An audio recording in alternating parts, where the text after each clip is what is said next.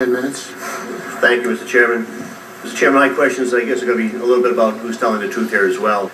I have questions for both Mr. McNamee and Mr. Clemens about whether or not they've been telling the truth to us or to investigators. Okay. Mr. McNamee, let me start with you if we could. We know that in some previous investigations you haven't always been honest. You were involved in a criminal investigation in Florida in 2001. You told committee investigators that you provided the police in that investigation with statements that were not truthful. Mr. McNamee, were you truthful to government investigators in Florida in 2001? No, sir. You also told the committee that you withheld information from federal prosecutors who were investigating the steroid use by professional baseball players. You didn't give prosecutors the whole truth about the number of injections that you gave Mr. Knobloch and Mr. Clemens, and you now say that there were more injections than you previously admitted to. And you withheld physical evidence, syringes, needles, and gauze pads that you claim you used to inject Mr. Clemens in 2001. Mr. McNamee, were you truthful to federal investigators last year? No, sir. Why did you mislead the investigators? The part about the injections were part recollection and part withholding, trying not to hurt these players. And about the evidence, once again, I really felt bad for the situation that I was in. I felt bad for having to be confronted with the federal investigators and Senator Mitchell. But everything I told them about their use was true. Well, I think it's important we establish that on the record. You've admitted credibility problems in the past, and I think that we have to keep that in mind as we move forward. But Mr. Clemens, let me turn to you, yes, if I might. I know you've been visiting members of Congress recently, and members seem to have been impressed by your apparent credibility in person. But we know that some of the things you told us with great earnestness appear to not be accurate.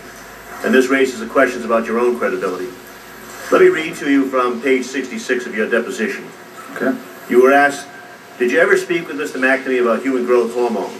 And you answered, I have not. Then you were asked, never asked him any questions about it? And you answered, never asked him. You were then asked the question a third time.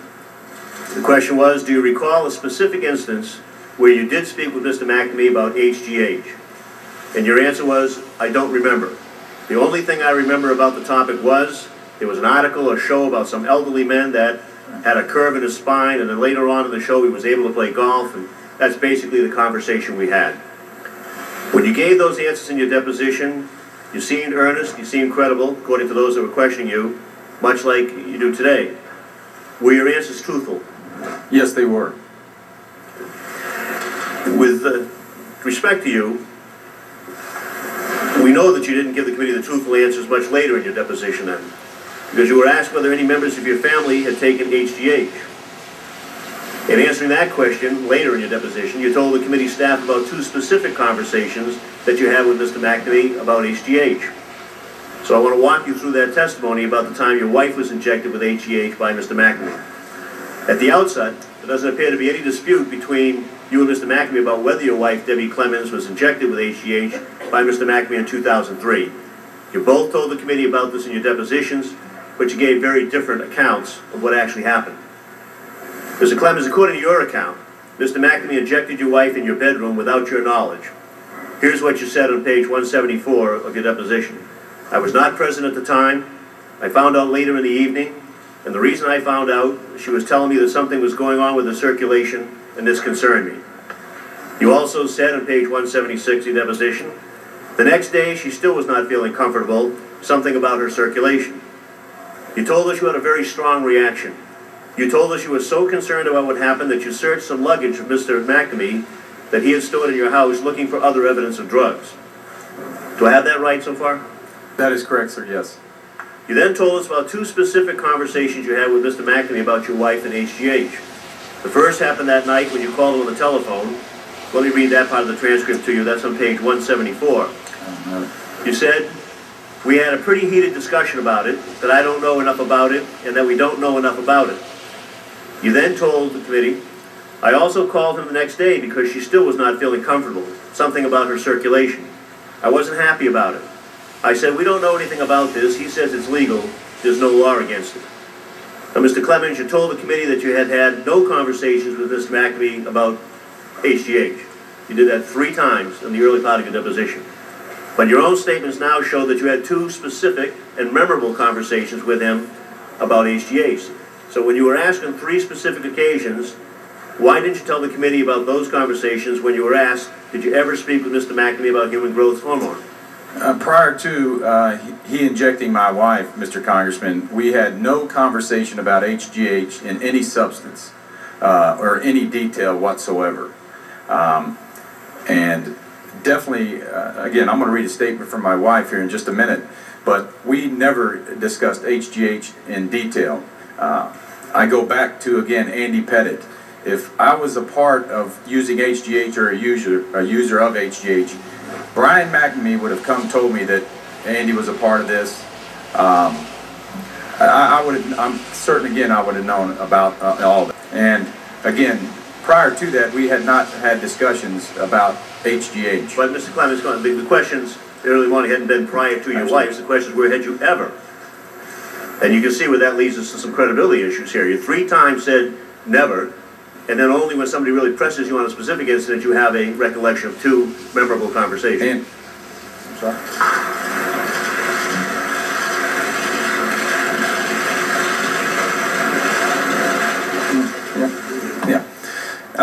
Again, prior to, Mr. Congressman, we had no detailed discussion about HGH.